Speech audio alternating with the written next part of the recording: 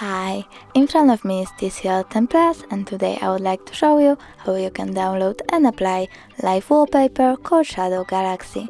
Firstly, open Play Store, then type Shadow Galaxy and download this app from this developer.